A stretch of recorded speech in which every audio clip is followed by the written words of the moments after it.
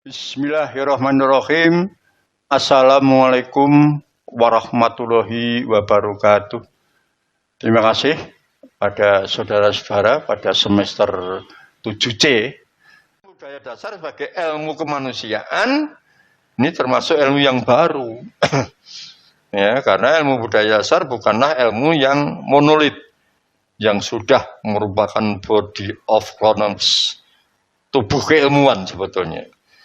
Tapi ilmu budaya dasar yang kita kenal ini di luar negeri, terutama di negara-negara barat, dikenal dengan istilah humaniora, the humanities, dan sebagainya. Tapi istilah ilmu budaya dasar yang ada di Indonesia, ini yang kita kenal sampai sekarang sebetulnya merupakan terjemahan atau alih bahasa dari basic humaniora.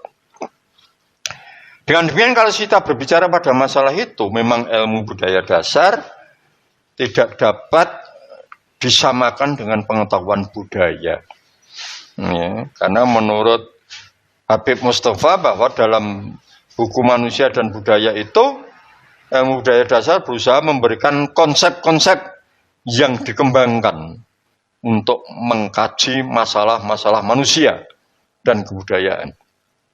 Yaitu antara lain. Pendek kata, dalam usaha manusia menemukan nilai-nilai yang dirindukan sesuai dengan kedudukannya, itu antara lain sebagai makhluk berbudaya, baik sebagai makhluk individu, makhluk sosial, maupun makhluk ciptaan Tuhan. Oleh sebab itu, dua kekayaan manusia yang membedakan antara manusia dengan manusia yang lain lebih ialah akal dan budi. Itu memungkinkan munculnya cipta, karsa, dan rasa pada diri setiap manusia itu sendiri. Oleh sebab itu, adanya suatu akal kehidupan manusia, disinilah ilmu budaya dasar berbicara adanya suatu sebab dengan bantuan bekal pendidikan ilmu budaya dasar, diharapkan semua masalah dapat diselesaikan secara manusiawi. Dalam pengertian tidak sampai menimbulkan kerugian bagi semua pihak. Dan jangan sampai masing-masing pihak hanya memandang masalah itu dari segi kepentingannya sendiri. Melainkan juga memikirkan kepentingan pihak yang lain. Oleh sebab itu jelaslah bahwa sosok ilmu budaya dasar, atau sekarang ilmu sosial dan budaya dasar, bukanlah ilmu mengenai kebudayaan atau sebangsanya, melainkan ilmu yang diharapkan mampu menjadikan manusia yang mempelajari lebih berbudaya atau lebih manusiawi. Oleh sebab itu saya berbicara pada pengertian kebudayaan. Pengertian kebudayaan seperti saya kuliahkan pada di kuliah-kuliah yang kemarin dulu dengan saudara itu, bahwa budaya adalah sebagai suatu perkembangan dari kata majemuk budidaya, yang berarti daya dari budi. Karena itu mereka membedakan antara budaya dengan kebudayaan. Budaya adalah daya dari budi dan berupa cipta, karsa, dan rasa. Dan kebudayaan adalah hasil daripada cipta, karya, dan rasa. Jadi budaya itu mengargumentasikan pada masalah cipta, karsa, dan rasa, itu budaya. Tapi kalau kebudayaan itu adalah hasil dari cipta, karsa, dan rasa. Misalnya saja begini, cipta itu akan adanya suatu berbagai ilmu pengetahuan, itu cipta. Tapi kebudayaan bagaimana cara orang menghasilkan cipta itu. Misalnya saja di dalam kita memberikan suatu khasanah ilmu pengetahuan, itu hak cipta. Hak cipta itu semua dilindungi oleh undang-undang, tidak lain dan tidak bukan. Hak karsa, hak karsa itu dari mana manusia itu ada. Kemana manusia itu setelah tiada? Ini budaya. Tapi kebudayaan nanti diimplementasikan dari budaya itu menjadi kebudayaan. Tapi kalau hak rasa, itu sebagai sumber dari segala sumber hukum di dalam ilmu sosial dan budaya dasar, itu merupakan suatu estetika. Kebudayaan itu mempunyai estetika. Jadi budaya itu mempunyai cipta, mempunyai karsa, jadi tidak hanya berkutat pada cipta dan karsa, tidak hanya berkutat pada ilmu pengetahuan, tidak hanya berkutat pada rasa, tapi estetika itu juga perlu. Adanya suatu penampilan. Itu perlu tuh, adanya suatu penampilan itu. Kalau kita berbicara pada masalah kehidupan masyarakat dan penampilan itu perlu. Di samping ada cipta dan ada karsa, itu antara lain. Oleh sebab itu ada berbagai hal yang saya kemukakan kemarin pada kuliah yang kemarin itu belum saya kemukakan. Adapun ahli antropologi yang memberikan definisi tentang kebudayaan secara sistematis dan ilmiah adalah Edward B. Taylor. Edward B. Taylor. Itu dalam buku yang berjudul Primitive Culture, bahwa kebudayaan adalah keseluruhan kompleks yang di dalamnya terkandung ilmu pengetahuan yang lain serta kebiasaan yang didapat manusia sebagai anggota masyarakat. Nah, oleh sebab itu kalau sudah berbicara pada masyarakat, kita akan mengambil alih adanya suatu ilmu pengetahuan. Di masyarakat itu tidak akan bisa dikembangkan tanpa adanya suatu ilmu pengetahuan. Itu menurut Edward B. Taylor. Tapi juga ada yang menurut R. Linton dalam bukunya The Cultural Persamaan Quality ini menyatakan bahwa kebudayaan adalah suatu konfigurasi tingkah laku dan hasil laku yang unsur-unsur pembentukan didukung serta diteruskan oleh anggota masyarakat. Nah ini kalau sudah berbicara pada masalah itu memang sangat kompleks. Ya. Itu antara lain, tapi ada juga itu seperti dikemukakan oleh siapa ya, di samping itu ada sarjana-sarjana Indonesia yang mengatakan bahwa budaya itu merupakan suatu kultural. Seperti dikemukakan oleh Dr. Kuncharaningrat itu betul, bahwa mengatakan bahwa kebudayaan adalah keseluruhan manusia dari kelakuan dan hasil kelakuan yang teratur oleh tata kelakuan yang harus didapatkan dengan belajar. Ini semua itu terkandung di dalam pengejawantahan manusia, di dalam mengimplementasikan kehidupan manusia yang berkehidupan itu tadi. Juga Sultan Takdir Ali Sabana mengatakan bahwa kebudayaan adalah manifestasi dari rasa berpikir. Jadi kalau ilmu budaya itu dicantumkan di dalam kehidupan, ini merupakan suatu manifestasi berpikir. Tidak hanya acak-acakan, harus ada itu. Sedangkan yang Dr. Muhammad Hatta mengatakan bahwa kebudayaan adalah ciptaan hidup dari suatu bangsa. Nah, adanya suatu bangsa itu karena adanya suatu kebudayaan. Tidak mungkin bangsa itu tercapek-capek tanpa adanya suatu kebudayaan. Justru adanya kebudayaan itu akan menumbuh kembangkan adanya suatu kebudayaan masyarakat Indonesia. Yang saling bisa tolong-menolong, yang saling bisa berargumentasi satu yang lain. Sehingga kalau sudah berbicara pada masa implementasi daripada budaya, kehidupan manusia itu tidak akan bisa retak. Itu antara lain. Tapi ada juga itu masyarakat Indonesia yang bernama Profesor Mester Jayadiguno. Sudah saya kemukakan di atas itu. Ada hak cipta, ada hak karsa, ada rasa, itu Profesor Jayadiguno. Jadi 3 komponen itu merupakan suatu kebudayaan. Jadi kalau manusia itu memegang teguh adanya hak cipta, hak karsa dan hak rasa, itu kehidupan manusia itu tidak ada kok yang masalah-masalah yang tidak bersinggungan dengan budaya itu tidak ada. Kalau budaya itu mencerminkan adanya manifestasi daripada budaya bangsa, saya rasa bangsa Indonesia itu akan damai selanjutnya. Antara lain itu. Tapi ya karena kalau orang mengatakan bahwa ada asas kesamaan, tapi juga ada asas ketidaksamaan itu. Tapi ada asas ketidaksamaan, tapi juga mempunyai kesamaan ini.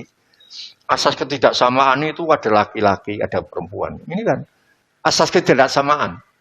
Tapi di dalam menanggulinya adanya suatu kebudayaan, asas ketidaksamaan itu harus bersinergi. Itu antara lain. Dan asas ketidaksamaan menjadi suatu kesamaan. Jadi dua hal yang sangat penting fundamental itu harus menjadikan satu jurusan yang sangat problematik di dalam kehidupan. Saya rasa kalau sudah itu semua berkehidupan bermasyarakat itu sangat utuh.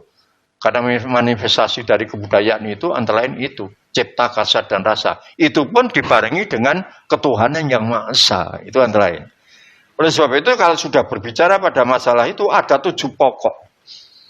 Ada 7 pokok peradaban yang ada di ada manusia dengan ciptaan Tuhan dengan ciptaan Tuhan bukan manusia.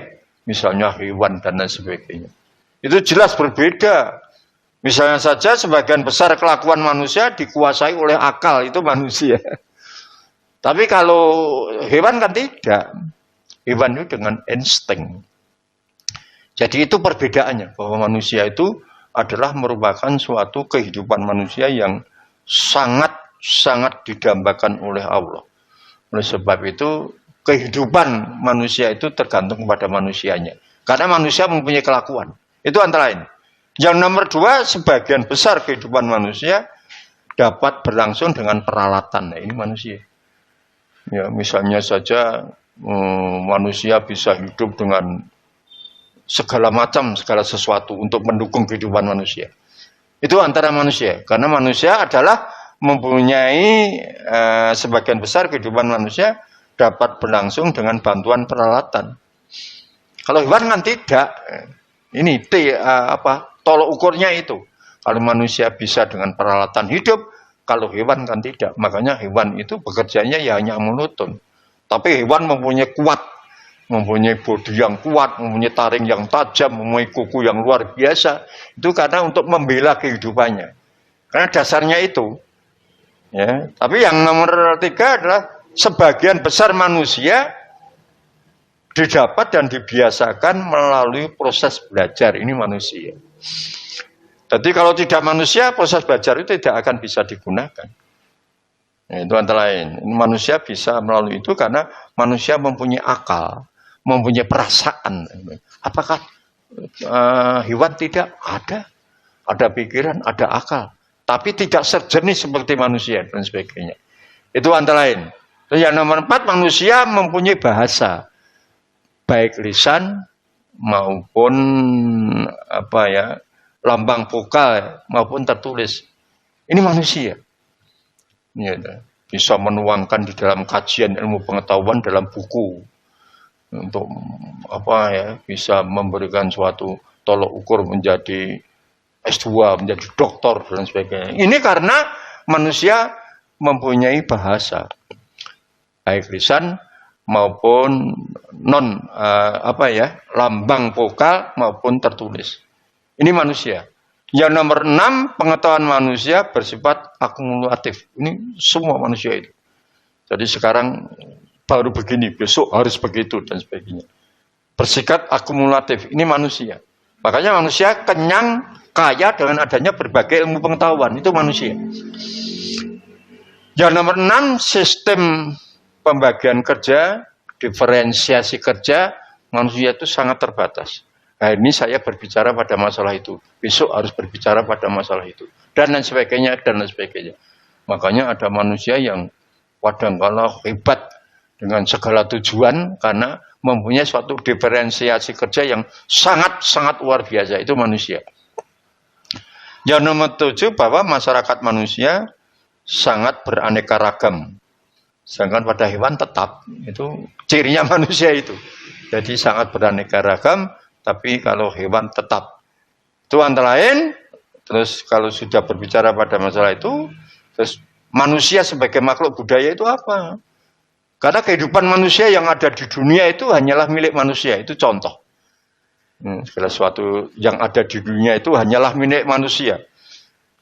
Baik kehidupan jasmani maupun rohani itu hanyalah milik manusia. Tapi dalam hal ilmu sosial dan budaya dasar, manusia itu jangan terpinggirkan pada hal-hal yang tidak aktual. Ini kadang-kala orang-orang itu bisa terjungur dalam bidang itu.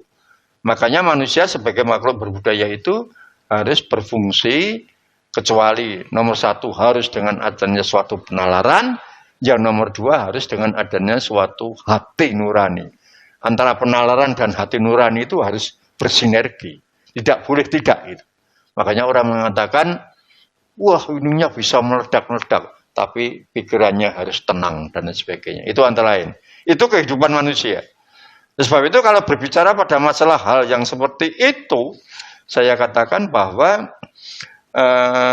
sesuai dengan kedudukannya sebagai makhluk individu, makhluk sosial dan makhluk ciptaan Tuhan ini. Jadi manusia itu di samping makhluk individu juga makhluk sosial. Itu kehidupan manusia. Samping pencerminan di dalam kehidupan individu juga harus melestarikan di dalam kehidupan berbangsa dan bernegara itu. Ya, di samping individu juga sebagai makhluk sosial, itu ciptaan hamba Tuhan itu. Oleh sebab itu, kalau berbicara pada masalah kebahagiaan itu memang didambakan ya. Kalau ilmu sosial dan budaya dasar, kebahagiaan itu didambakan.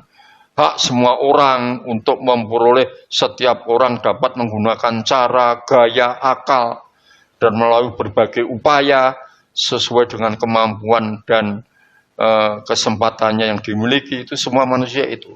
Tapi kadang-kadang sekarang manusia harus berpikir dua kali. Kehidupan manusia itu harus dibarengi dengan suatu